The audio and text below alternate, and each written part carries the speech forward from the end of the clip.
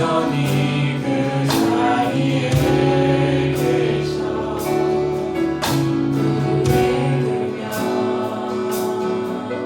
또 이리라 날 위한 그 사랑 주는 나의 도움이시며 주의 계획 영원하시네 주의 위엄 앞에 믿음으로 순종해 예배드리리 주님께서 날 이끄시며 주가 항상 함께 하시네 주의 사랑 안에 믿음으로 순종해 예배드리리 영원히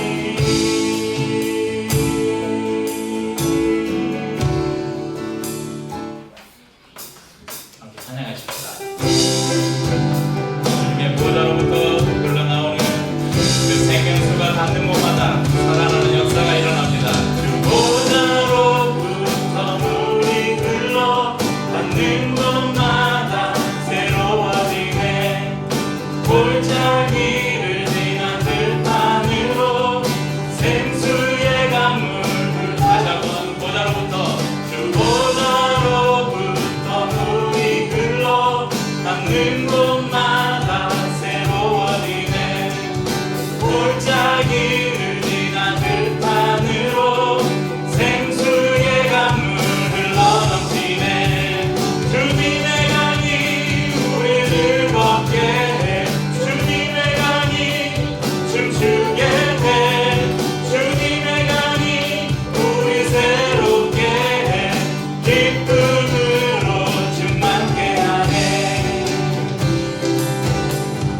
주님의 강이 충만케 되네 주님의 강이 충만케 되네 닿는 자마다 치유케 되네 그 강가에 있는 병든 자를 주가 일급하며 돌아 다시 한번 주님의 강이 충만케 되네 닿는 자마다 치유케 되네 그 강가에 있는 병든 자를 주가 일급하며 돌아오리라 주님의 강이 우리 즐겁게 해 주님의 강이 춤추게 해 주님의 강이 우리 새롭게 해 기쁨으로 충만케 하네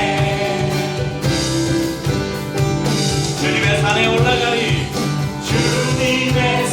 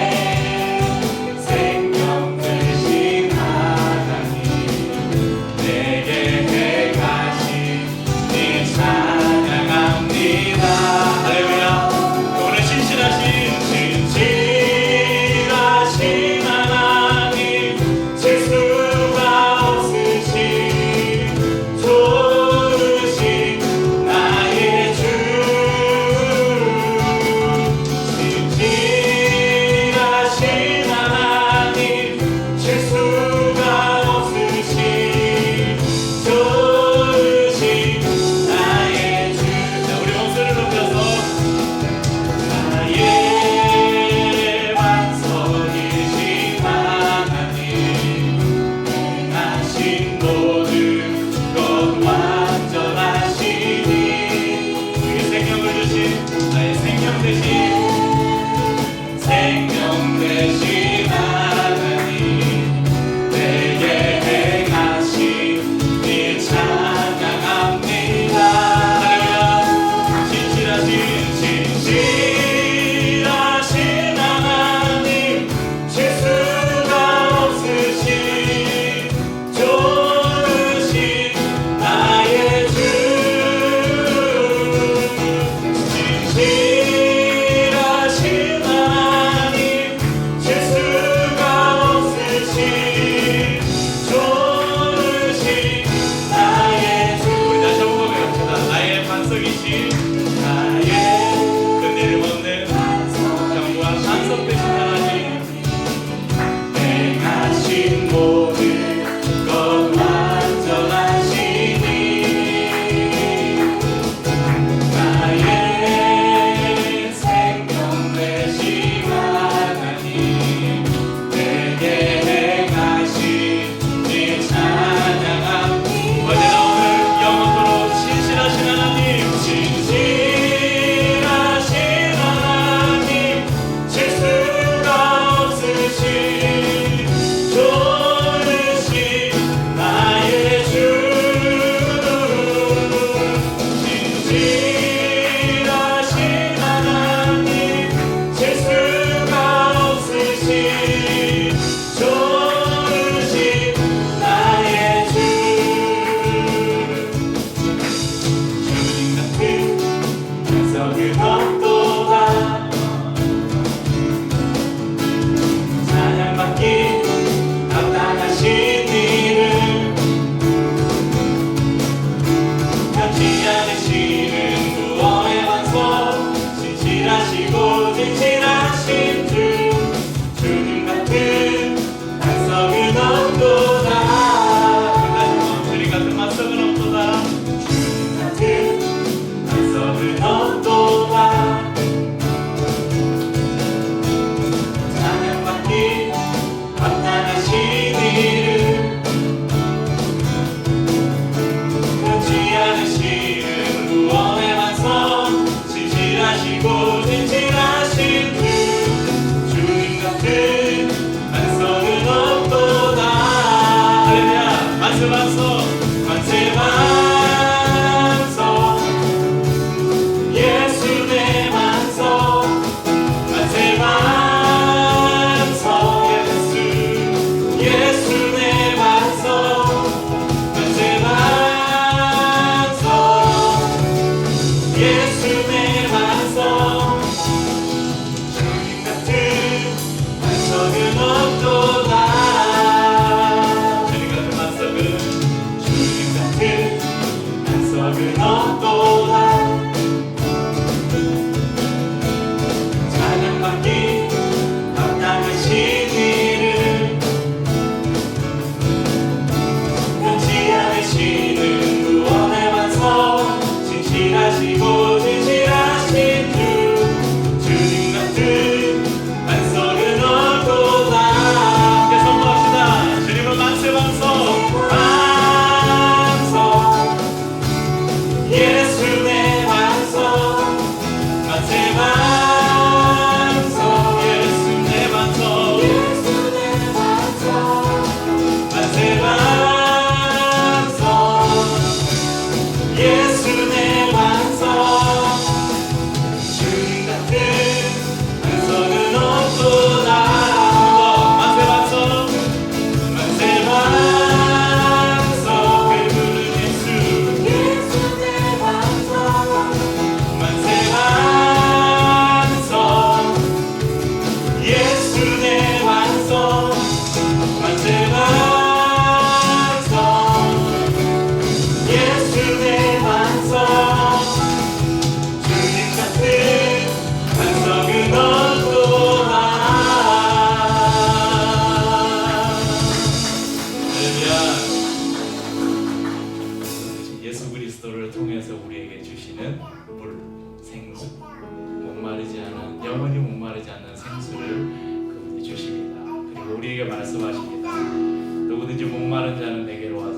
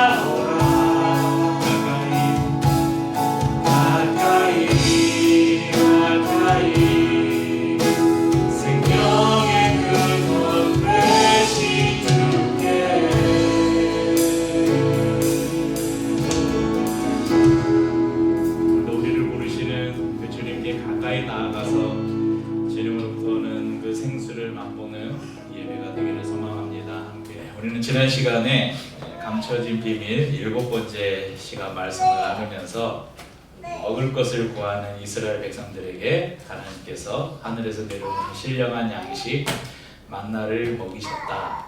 이 사건이 단순히 광야에서 이스라엘 백성들을 먹이신 사건으로 끝나지 않고 장차 오실 예수 그리스도 그분을 통해서 우리에게 신령한 양식, 하늘의 양식을 먹이실 것을 만나의 사건을 통해서 예표하셨다고 말씀을 나눴습니다.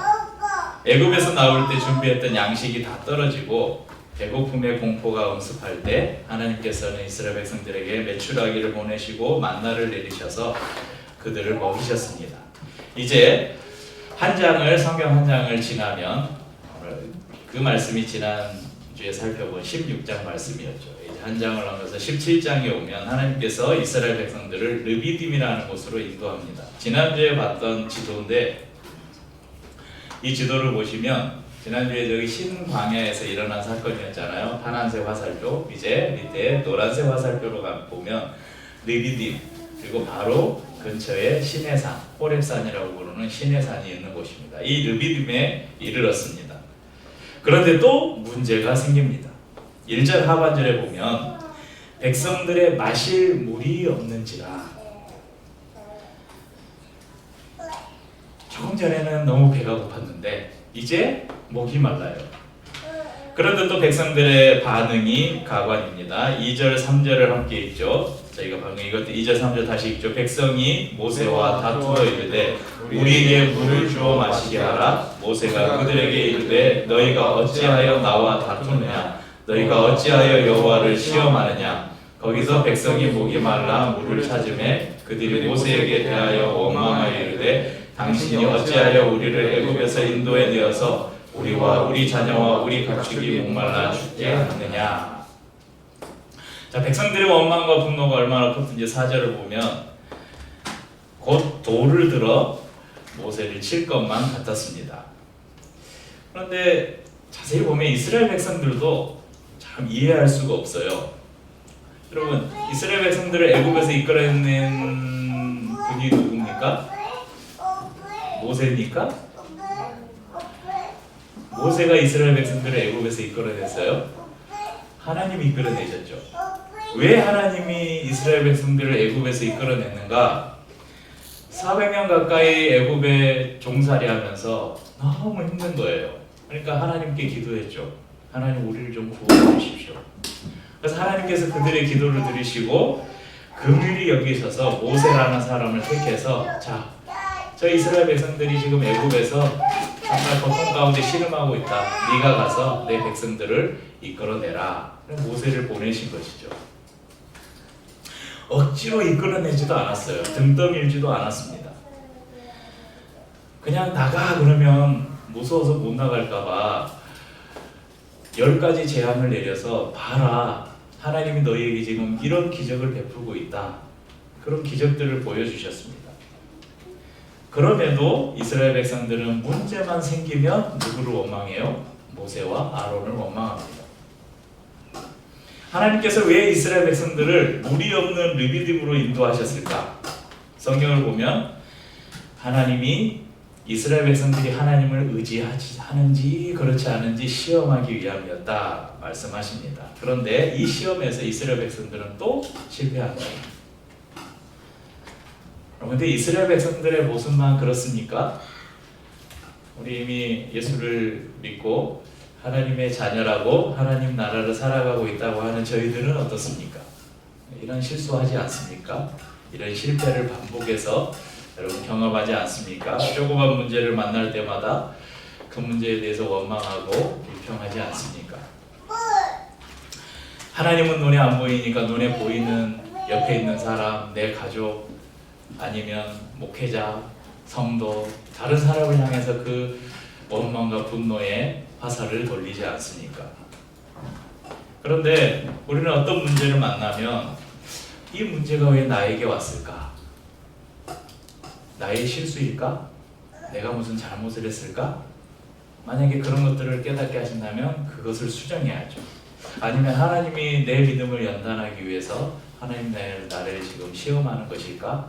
그러면 견디고 이겨내야죠, 믿음으로. 그렇지만 이스라엘 백성들은 그렇지 못했어요. 왜 하나님이 우리를 또 물이 없는 곳으로 인도해서 왜 우리로 하여금 목마르게 하는가? 원망만 했죠. 광야에서 목마름을 경험했던 게 이번이 처음도 아니에요.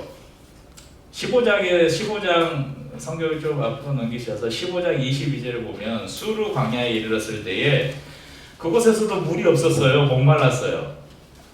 근데 마라라는 곳에 이르렀는데 물이 있기는 한데 물이 써서 아마 썩은 물이었는가 봐요. 아마 고여있는 물이 썩었겠죠. 마실 수가 없었어요. 또 백성들이 모세를 원망합니다. 이때 하나님께서 모세를 통해서 이 쓴물을 단물로 바꿔서 먹이게 하시는 기적을 일으키셨습니다. 또 15장 27절을 보면요, 광야 한가운데 오아시스가 있어요. 여러분, 사막에 모래 마치 딱 펼쳐져 있는 어느 한 군데 가면 막 야자수가 있고 물 웅덩이가 있고 있잖아요. 그걸 뭐라고 불러요? 오아시스라고 하잖아요. 이 엘림이 오아시스였어요. 하나님께서 물이 풍성한 엘림으로 인도해서 그곳에 장막을 치게 하시고 이스라엘 백성들로 풍성히 먹게 하셨습니다. 이런 기적을 경험했음에도 르비딤에 들어섰을 때, 그리고 타는 목마름이 찾아왔을 때 이스라엘 백성들은 어떻게 해야 됐겠어요? 하나님, 마라에서처럼 우리에게 물을 주십시오. 하나님, 물이 없는 곳에, 비록 그곳이 썩은 물이었지만 그곳을 단물로 바꾸셔서 우리를 먹이게 하셨고 우리를 엘림으로 인도하셨던 하나님, 왜 우리를 이 르비딤으로 인도하셨는지 이제 하나님의 능력을, 기적을 보여주십시오. 이렇게 하나님께 무릎을 꿇고 기도해야 되지 않겠습니까? 그런데 이스라엘 백성들은 하나님을 찾지도 않았고 기도에 무릎을 꿇지도 않았고 오히려 하나님을 찾기보다 모세를 찾았고 기도에 무릎을 꿇기보다 모세를 칠 돌멩이를 찾았습니다. 하나님께서는 모세와 장로들을 부르시고 하나님은 호렙산에 서시고 모세에게 한 반석을 가리키면서 그 반석을 치라 말씀하십니다. 모세가 반석을 칠 때 그 반석에서 물이 터져 나왔습니다. 그리고 이스라엘 백성들의 목마름을 해결할 수 있었습니다. 그럼 이 성경에 기록된 모든 사건들은 하나도 의미 없는 것들이 없겠죠. 하나님께서 수많은 성경 기자들의 손을 통해서 하나님이 직접 말씀을 주시고 그 말씀을 기록하게 하셔서 우리에게까지 하나님의 말씀이 성경이 전해질 때 그 안에 담긴 이야기 하나하나가 의미 없는 이야기가 있겠습니까? 왜 하나님께서 이스라엘 백성들을 르비딤으로 인도하셨고 그곳에서 반석에서 물을 내게 하신 사건을 왜 성경에 기록해 놨냐 하는 것입니다. 여러분, 광야를 몇 년 동안 이스라엘 백성들이 애굽에서 나와서 가나안까지 몇 년 동안 광야 생활했어요? 40년을 생활했잖아요. 40년이 말이 40년이지. 여기 지금 40쯤 되신 분. 네, 주로 이제 흥해하고 태어나서 지금까지 얼마나 많은 일이 있었어요. 다 기억하십니까? 40년이라는 시간은 정말 긴 시간이죠. 그 안에 얼마나 많은 수많은 에피소드들이 있었겠어요. 그런데 그런 이야기들 중에 성경에 기록되었다는 것은 하나님께서 이 일들을 통해서 특별하게 우리에게 말씀하신 뜻이 있기 때문에 성경에 기록이 되어 있겠죠. 그러니까 광야를 지나는 그 이스라엘의 40년의 여정은 제가 그림자라고 말씀드렸잖아요. 애굽은 어디예요? 애굽? 우리가 예수 믿기 전에 우리가 있던 세상, 우리가 소위 말하는 세상 아니면 사단의 영향력 아래에 있던 우리의 과거, 이것을 우리가 애굽이라고 말합니다. 자, 애굽에서 나왔어요. 예수 그리스도를 믿음으로 우리가 구원을 받은 거예요. 그러니까 출애굽했다는 것은 우리가 예수 그리스도를 통해서 구원을 받았다는 것입니다. 이 사건이 어디에 있냐면 저희가 자주 나눠서 원래 이 구약 속에 감춰진 비밀 시리즈를 만약에 나눈다면 꼭 나눠야 되는 말씀이 무슨 말씀이에요? 6월절이에요. 근데 이 말씀은 자주 나눠서 제가 패스를 했어요. 6월절에 여러분 양을 잡아서 먹고 문 설주에 바를 때 그 장자의 죽음의 그 10번째 재앙이 내릴 때 이스라엘 백성들이 구원을 받았잖아요. 그 유월절 양이 누구예요? 예수 그리스도예요. 어쩌면 구약 성경 전체 가운데 가장 분명하게 예수 그리스도를 예표하고 있는 게 바로 그 유월절 예식입니다. 그래서 우리가 지금도 예수님을 향해서 하나님의 어린 양, 유월절 어린 양이라고 부르잖아요. 그러니까 그렇게 예수 그리스도의 보혈을 통해서 우리가 구원을 받은 거예요. 그러니까 우리가 지금 광야를, 이스라엘 백성들이 지금 광야를 걸어가고 있는 이 걸음은 이미 구원받은 백성이에요. 근데 아직 이 구원이 완성이 되지 않았어요. 어디에 가야 완성이 돼요? 가나안에 들어가야 완성이 돼요. 지금 우리가 예수를 믿고 살아가는 이 삶은 지금 무슨 삶이라고요? 광야예요, 광야. 여러분, 광야를 지나다 보면 이렇게 날마다 막 하나님의 구름 불기둥으로 지켜주시고 막 그 오아시스도 있고 막 만나도 내리고 이런 일도 있지만 또 무슨 일이 있어요? 광야에는 뱀도 있고 전갈도 있고, 여러분 이 7절 8절부터 보면 또 아말렉과의 싸워요. 수많은 대적들이 있어요. 사람 그 대적들과 전쟁을 해야 되고.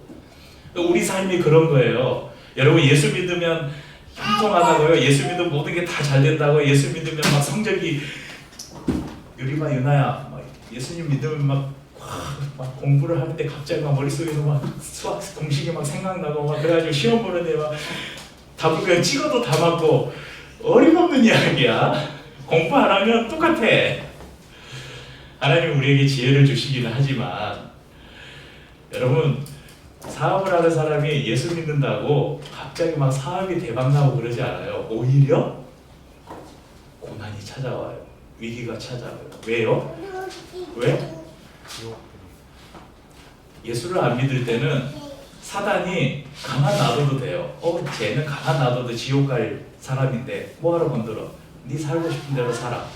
근데 어느 날 내가 예수님을 믿고 내가 하나님의 자녀가 되기로 결정했어요. 그럼 사탄이 우리를 그냥 내버려둬요. 어떻게 해서든 하나님의 사랑에서 우리를 끊기 위해서 계속해서 우리를 유혹하고 공격하는 거예요. 그러니까 예수 믿고 나면 삶이 더 힘들어져야 돼요. 그 힘든 중에 우리에게 하늘의 소망이 있으니까 우리가 할렐루야 찬양하면서 사는 거지, 표면적으로 여러분 고난이 없고 모든 게 형통한 삶, 그건 다 사기꾼이에요. 교회 갔는데 막 어떤 목사님이 설교하면서 여러분 예수 믿으면 여러분 복 받고, 예수 믿으면 여러분 모든 병이 나고, 예수 믿으면 여러분 자녀가 서울대 연구대 가고, 예수 믿으면 여러분의 사업이 대박 나고, 막 코인이 막 저기 대박 나고, 막 주식이 막 오르고, 그래서 부자 되고, 다 뻔입니다. 그건 다 사기꾼이에요. 거짓말이에요. 우리가 8번 말씀 나누면서 배웠잖아요. 예수 믿으면 어쩐다고요? 고난이 온대요.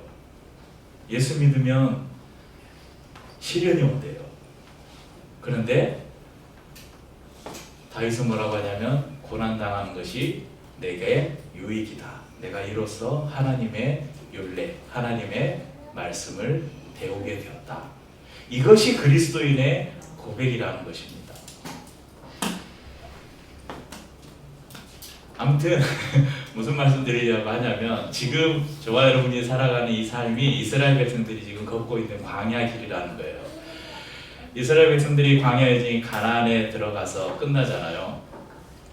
그리스도인의 삶의 종착역은 어디냐면 가나안이에요. 가나안이 어디입니까? 하나님의 나라죠. 가나안에 들어가기 그 마지막 관문이 뭐였습니까? 요단강이었죠. 요단강, 이 모압에서 요단강을 딱 건너면 가나안 땅입니다. 그래서 우리가 사람들이 죽으면 요단강 건넜다 그런 말을 하는 거예요. 몰랐어요? 사람들이 죽어서, 하나님을 믿는 사람들이 죽어서 천국을 가는 것을 요단강을 건넌다 그런 거예요. 이 광야에서 마지막 여정 요단강을 건너면 그곳이 하나님의 약속한 가나안 땅이에요. 그러니까 여러분, 우리는 지금 같이 이 광야를 걷고 있습니다. 이 광야를 걷는 동안 지금 이 르비딤 사건을 만난 거예요. 그 말씀은 너희도, 하나님이 우리에게 말씀하는 거예요. 너희도 예수를 믿고 살아가다 보면 이런 르비딤을 만날 것이다 이거예요. 그러면 그 르비딤을 만났을 때 어떻게 할 거냐? 미리 이스라엘 백성들을 통해서 우리에게 그림자로, 예표로 말씀해 주신 것입니다. 다시 본문으로 돌아가서 하나님께서 이스라엘 백성들의 목마름을 해결해 주시려면 꼭 반석을 치셔야 했는가? 가장 쉬운 방법이 뭘까요? 자, 이스라엘 백성들의 목마름을 해결할 수 있는 가장 쉬운 방법. 그렇죠. 하늘에서 만나도 내리시는데, 빼추라기도 내리시는데 그깟 비, 하나님의 비를 내리시면 되죠. 그런데 그렇게 하지 않으셨어요. 엘림처럼 르비딤의 오아시스를 만들어 가지고 그 오아시스를 인도하시면 되죠. 그런데 하나님이 그렇게 하지 않으시고 독특한 방법을 쓰셨는데 바로 반석을 쳐서 물을 내라는 것이었습니다. 특별한 방법을 사용하셨다는 것은 이 행위 안에 특별한 의미가 담겨 있다고 보아야 할 것입니다.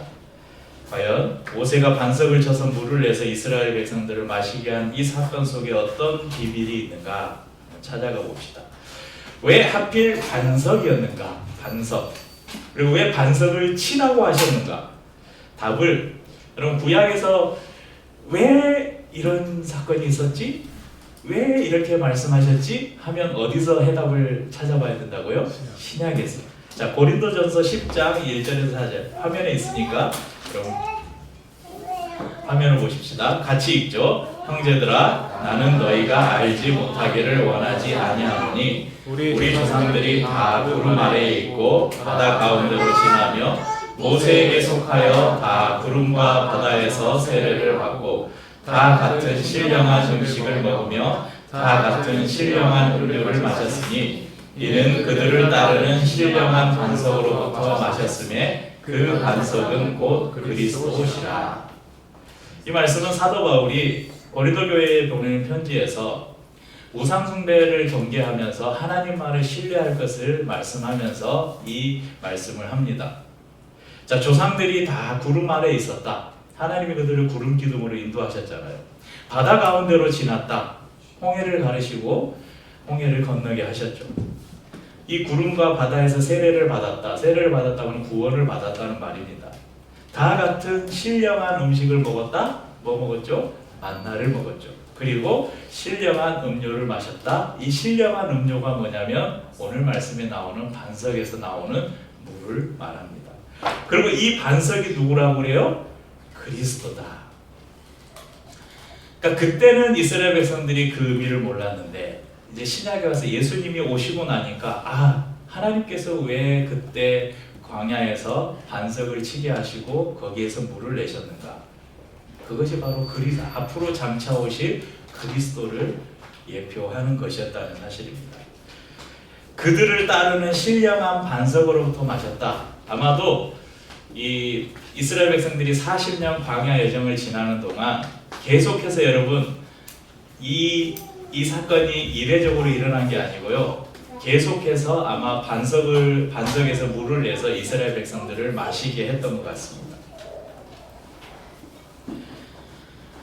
구약에서 반석은 하나님을 가리키는 단어로 많이 사용됩니다. 그런데 이 반석이 사도 바울이 이 반석이 바로 그리스도다 이렇게 말씀한 것은 예수님이 바로 하나님과 동일한 신성을 가지신 분이시다 이것을 말씀하는 것입니다.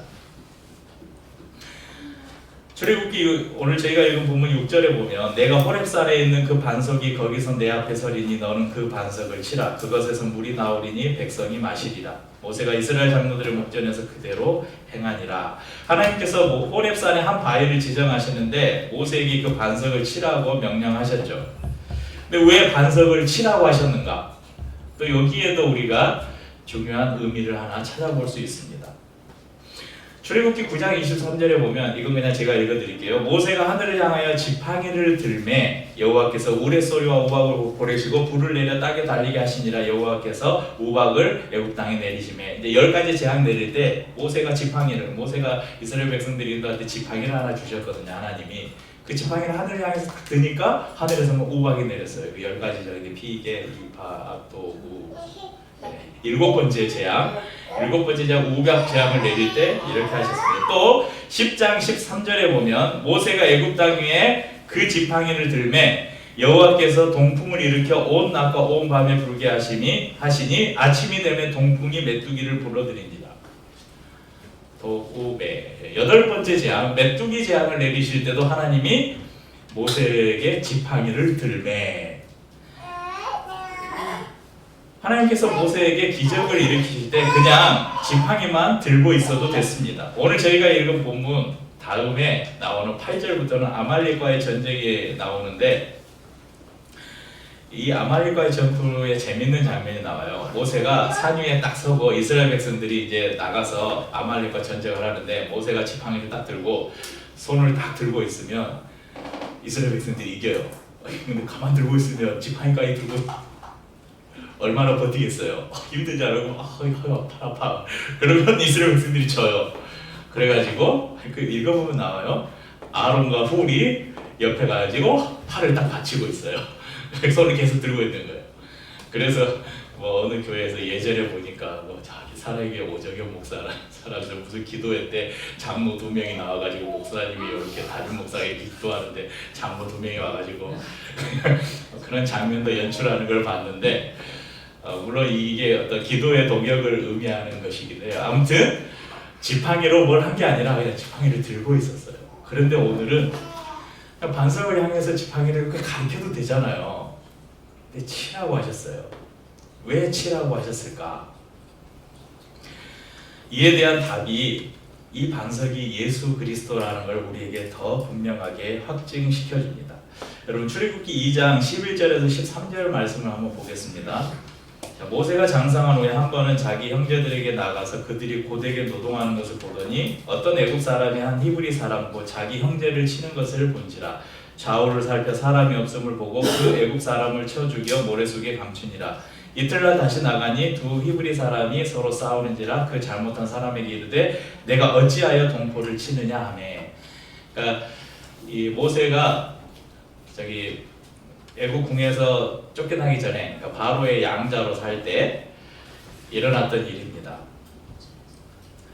자기 동족을 치는 것을 보고 이제 그 애국 군사를 쳐 죽이고, 그 사실이 탄로나니까 이제 광야로 나가서 40년 동안 광야 생활을 하다가 하나님이 모세를 80세에 부르시죠. 근데 여기에 보면 자기 형제를 11절에 형제를 치는 것을 봤다. 12절에 쳐 죽여, 13절에 치느냐. 이 치느냐, 치다는 히브리어 단어가 나카라는 단어인데, 오늘 본문의 반석을 치다 할 때 그 단어가 바로 나카를 사용했습니다. 하나님의 아들이신 예수님은 인간들의 멸시와 조롱을 당하셨고 군인 중 한 명은 그분의 옆구리를 창으로 찔렀습니다.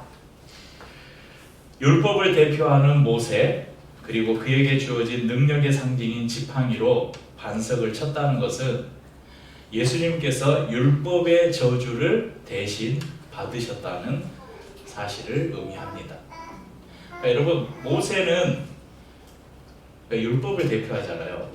예수 그리스도가 은혜의 시대를 열었다면 모세는 구약의 율법을 대표하는 인물입니다. 그리고 모세에게 주어진 이 지팡이는 하나님이 그에게 주신 대리자로서의 능력, 그 권능을 상징하죠. 그 지팡이로 반석을 쳐서 물을 이었다. 이것은 예수 그리스도가 앞으로 당할 고난을 그 안에 담고 있습니다. 그래서 갈라디아서 3장 13절에 보면 이런 말씀이 있습니다. 그리스도께서 우리를 위하여 저주를 받은 바 되사 율법의 저주에서 우리를 속량하셨으니 기록된 바 나무에 달린 자마다 저주 아래에 있는 자라 하였습니다. 구약 성경은 사람이 나무에서 달려서 죽으면 하나님이 저주를 받아 죽은 거라고 그렇게 믿었어요. 그래서 예수님이 나무 십자가에 달린 거예요. 왜? 저주를 받아서 죽어야 했거든요. 무엇의 저주? 율법의 저주. 우리 모두는 율법의 저주 아래에 있는 사람들입니다. 율법의 저주 아래에 있다는 말이 무엇일까? 여러분, 율법이 하는 역할이 뭔지 아세요? 율법이 하는 역할. 자, 너는 나 외에 다른 신을 내게 하지 말지니라. 너는 우상을 만들지 말아라. 너는 안식일을 지켜라. 내 부모를 공경해라. 살인하지 말라. 간음하지 말라. 도둑질하지 말라. 내 이웃의 것을 탐내지 말라. 뭐뭐 하지 말라. 그리고 뭐뭐 해라. 안 하면 죽이겠다는 거예요. 그래, 여러분, 인간 가운데 하나님의 율법을 온전히 순종하며 살 수 있는 사람이 있을까요? 없겠죠.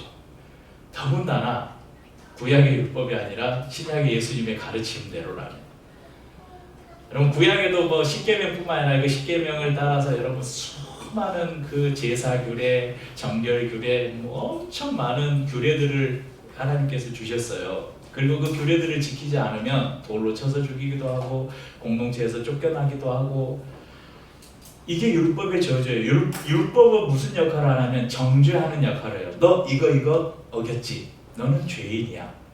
이게 율법의 저주입니다. 그래서 우리가 다 율법의 저주 아래 있는 사람들이에요. 그러니까 율법으로 우리의 구원을 평가하자면 여러분 이 자리에 있는 저와 여러분 모두가 다 천국에 갈 수 없는, 다 죽으러 지옥 갈 사람들이라는 거예요. 그런데 예수님께서 그 모든 율법의 저주를 대신 담당하셨다. 그 율법의 저주를 짊어지고 십자가에서 죽으셨다. 그리고 그분을 믿는 모든 자들에게 이제는 더 이상 너희가 율법의 저주 아래 있지 않다라고 선언하신 것입니다. 애굽에서 나와서 가나안을 향해 가는 구약 이스라엘 백성들의 여정은 아까 말씀드린 것처럼 사단의 지배 아래서 죄악 가운데 살다가 예수님을 믿고 구원받고 이제 하나님의 나라를 향해 가는 우리 성도들의 삶과 똑같습니다. 광야를 지나는 동안 반석을 쳐서 이스라엘 백성들의 목마름을 해결해 주셨던 하나님께서 이제 하나님 나라를 향해 가는 저와 여러분들에게도 반석 대신 예수 그리스도를 통해 우리의 모든 저주를 다 가져가시고 날마다 우리에게 생수를 주셔서 우리의 영적 갈급함을 해결해 주신다는 것입니다. 요한복음 7장 37절에서 39절 말씀을 함께 읽겠습니다. 명절 끝날 곧 훗날에 예수께서 서서 외쳐 이르시되 누구든지 목마르거든 내게로 와서 마시라. 나를 믿는 자는 성경의 이름과 같이 그 배에서 생수의 강이 흘러나오리라 하시니 이는 그를 믿는 자들이 받을 성령을 가리켜 말씀하신 것이라. 이 명절 끝날은 초막절을 가리키고 있습니다. 즉 이스라엘 백성들이, 이스라엘에는 5가지 절기가 있는데 그 가운데서도 제일 중요한 절기가 유월절, 그리고 초막절, 그리고 무교절, 이 3가지 중요한 절기가 있는데 이 초막절은, 초막하면 다른 말로 장막이라고 하는데 이스라엘 백성들이 광야 생활한 것, 광야 생활하는 동안 하나님께서 구름 기둥과 불 기둥으로 그들을 인도하시고 만나를 먹이시고 반석에서 물을 내시고 이 광야 생활을 인도하신 것을 감사하고 기념하는 절기가 바로 이 초막절입니다. 저희가 이 예수님이 오늘 하신 이 말씀을 이해하기 위해서는 이 초막절 예식을 좀 먼저 살펴봐야 하는데, 명절 첫날에는 초막절을 7일 동안 지켜요. 첫날에는 제사장이 스가랴서 14장 8절 말씀을 읽습니다. 14장 8절에 그날의 생수가 예루살렘에서 솟아나서 절반은 동해로 절반은 서해로 흐를 것이라 여름에도 겨울에도 그러하리라. 이 말씀을 읽고 이제 엿새 동안 매일 한 번씩 제사장들과 또 그를 따르는 많은 유대인들이 실로암 못에 가서 물을 떠서 성전 안에 있는 제단에다가 물을 붓는 예식을 행합니다. 6일 동안 매일 한 번씩.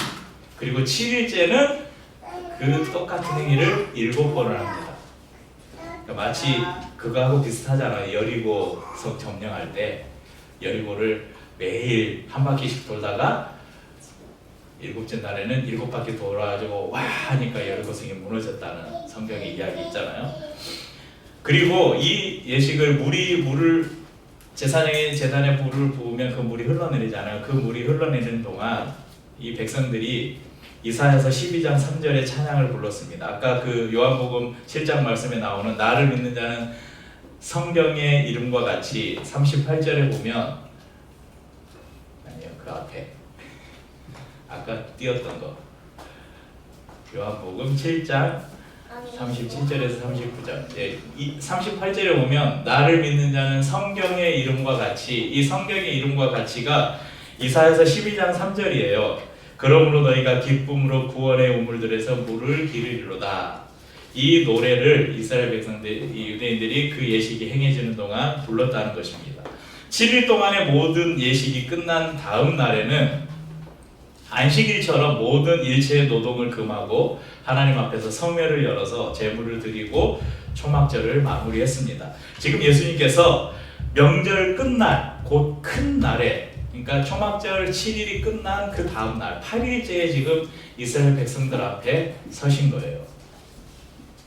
그리고 외쳐서 그들에게 말씀합니다. 누구든지 목마르거든 내게로 와서 마시라. 여러분, 마지막 날에는 성전에 물을 붓는 의식도 없습니다. 왜 예수님께서 8일째 되는 그날에 서셨는가? 더 이상 이 물을 붓는 예식이 필요 없음을 말씀하는 것입니다. 사람들은 여전히 해결되지 않은 목마름을 가지고 메시아를 기다리고 있습니다. 매년 초막절을 지키면서 그 제단에 물을 부으면서 그 마지막 날 8일째 성회 때는 또 그런 제사장들이 그런 기도를, 한마디로 기우제를 지낸대요. 하나님 앞에 기도를 하는데, 하나님 우리에게 적절한 비를 내리셔서 우리가 목마르지 않게 하옵소서, 그런 기도를 하나님 앞에 드린대요. 그 성회를 열고. 그런데 그 성회 한가운데서 예수님께서 서셔서 뭐라고 말하는 거예요? 내가 생수의 근원이다. 모든 목마른 사람들은 나에게로 와서 마셔라. 이렇게 선언하고 있는 것입니다. 그분의 초청에 믿음으로 반응하는 사람들은 성경에 이른 것처럼 그 배에서 생수의 강이 흘러나올 것이라 약속하셨습니다. 그리고 생수의 근원 되신 예수님께서 누구를 통해서 우리에게 이런 목마르지 않는 생수를 주시는가? 성령을 통해서 그렇게 역사하시겠다고 약속하셨습니다. 이스라엘 백성들은 광야에서 하나님을 불신하며 원망했습니다. 그럼에도 불구하고 하나님은 반석을 치셔서 그들로 마시게 하셨습니다. 이제 저와 여러분은 영원히 목마르지 않은 생수를 얻었습니다. 사람들의 눈을 피해서 햇볕이 내리지 않은 한낮에 우물에 물을 기르려 온 한 여인이 있었습니다. 잘 아는 사마리아 여자입니다. 예수님께서 일부러 사마리아를 가셔서 우물가에서 이 여인을 기다리시고 이 여인을 만나셔서 그와 대화를 나누시면서 이런 말씀을 하셨습니다. 요한복음 4장 13절 14절입니다. 같이 읽죠.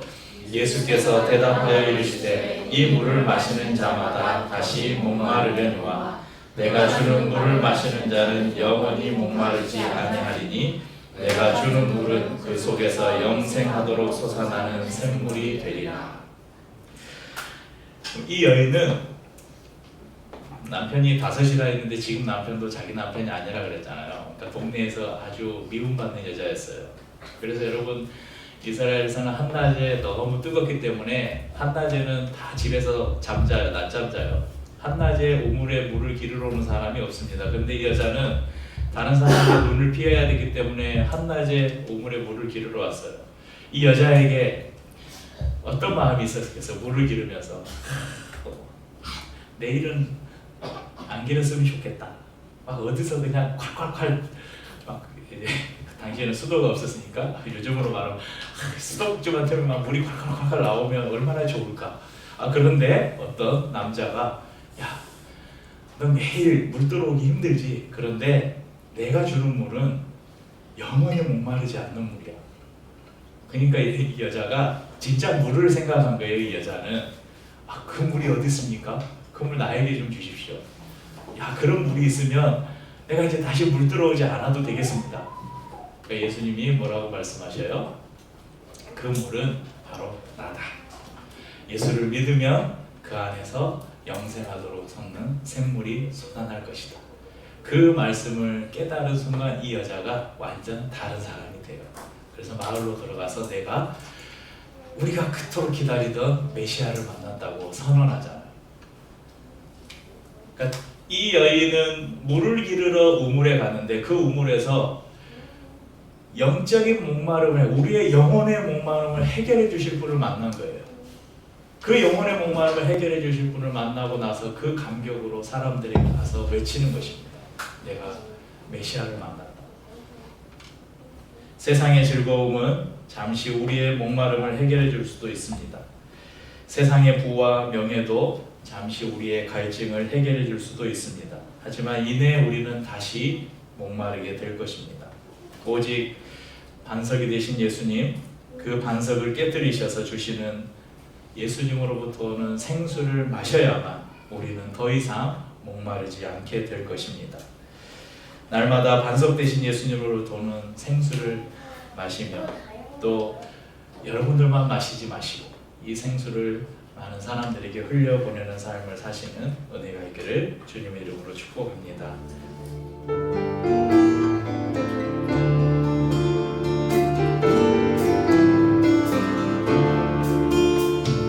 주님은 나의 구원의 반석, 나의 생명의 능력,